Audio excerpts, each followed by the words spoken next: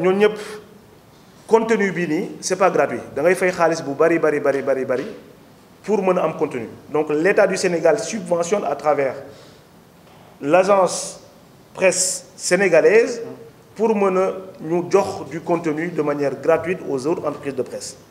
mu am aussi beneen mission mooy de contribuer au fonctionnement de la commission de la carte de presse, de la commission nationale de la carte de presse, et d'appuyer des formations des journalistes et des techniciens des médias. Aujourd'hui, li nga xam ne moo régir ce code de la presse ak son mode de fonctionnement ñu ngi ko décliné par l'article 48 du code de la presse. J'ai vraiment voulu qu'on soit vraiment factuel dans ce qu'on dit, parce que ñëwuñu fi encore une fois pour réinventer quoi que ce soit. lépp li nga xam ne dañ koy wax fii nii wala dañ ko bind dañ ko tënk ci code de la presse. Donc par rapport ak li ma doon wax sànq sur les conditions et les modalités d'accès, aujourd'hui j'ai voulu aussi mettre ce slide là pour ñu xam ne encore une fois c'est pas le ministre qui va s'enfermer dans son bureau avec son cabinet pour dire que tel média lii lay am, tel média xaaral ma jox ko lii, tel média lii la war am, etc. Encore une fois, c'est un mécanisme qui est encadré par le code de la presse.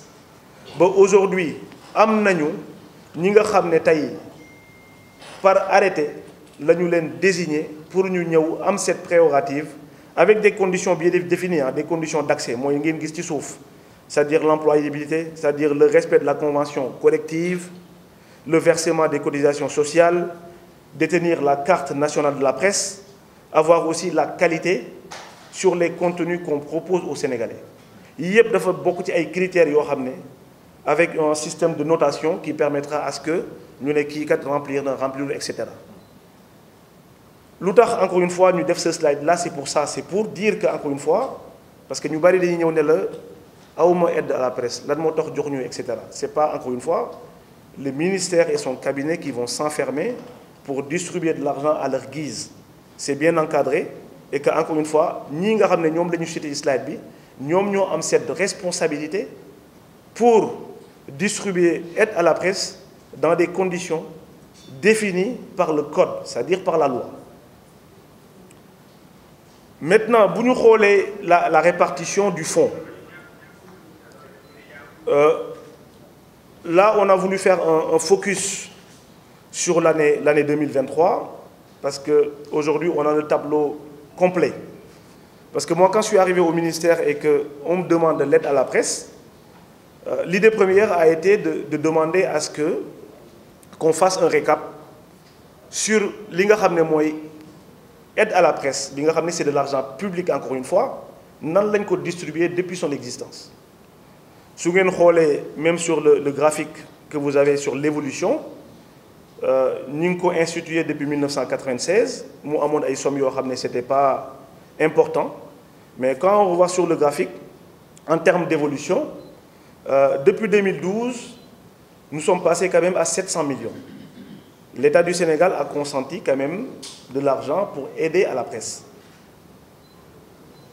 À partir de 2012 jusqu'à 2021, nous sommes passés de 700 millions à 1,4 milliard en 2021 et en 2022 pardon.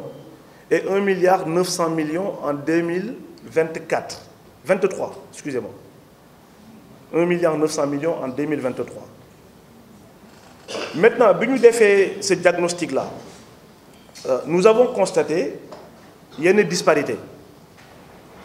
Donc quand on a constaté ça, j'ai demandé à mes équipes que nous xaar, parce que avant ñuy prétendre, avant ñuy en tout cas commencer à distribuer wala ñuy l'aide à la presse sur l'année bi nga xam ne moom la ñu nekk muy 2024, il faut aussi ñu càmbar li nga xam ne État du Sénégal joxe woon nañ ne ko nan lañ ko yoree. Pour moi c'est dans la règle normale des choses, parce que on ne peut pas prétendre demain quand même défendre un bilan te waxuñu fan la ñu jógee.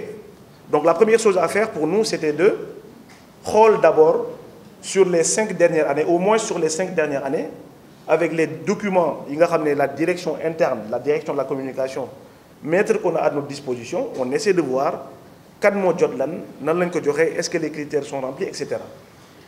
Mais curieusement on voit que cette aide à la presse là, 45%, qui est quand même une somme hyper importante, énorme, 45% demul ci conditions yi nga xam ne moom laa listé sur le slide précédent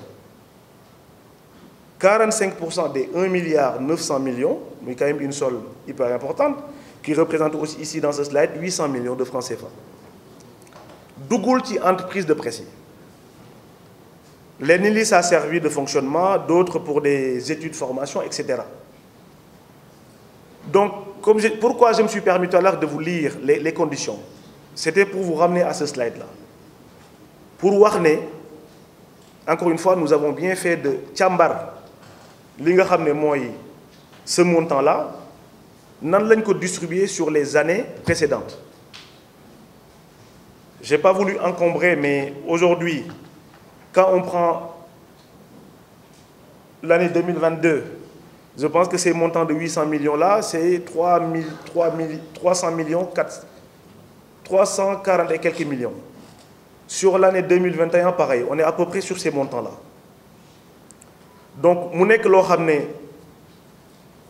je le dis, hein, M. Thior, je dis que Khalis bi, Khalisou presse bi la. Donc, on va dire pour Djoko presse bi. Mais il ne faut pas que nous oublions aussi que Khalisou public la. Quand vous êtes venu me voir, même si vous avez c'est vrai que je ne voulais pas rentrer dans les détails. On était en train de faire un travail pour, encore une fois, éclairer la lanterne des Sénégalais. Am ñi nga xamné nek nañ ci secteur bi aussi ba nga xamné si ça se trouve que xamuñu lan mo xew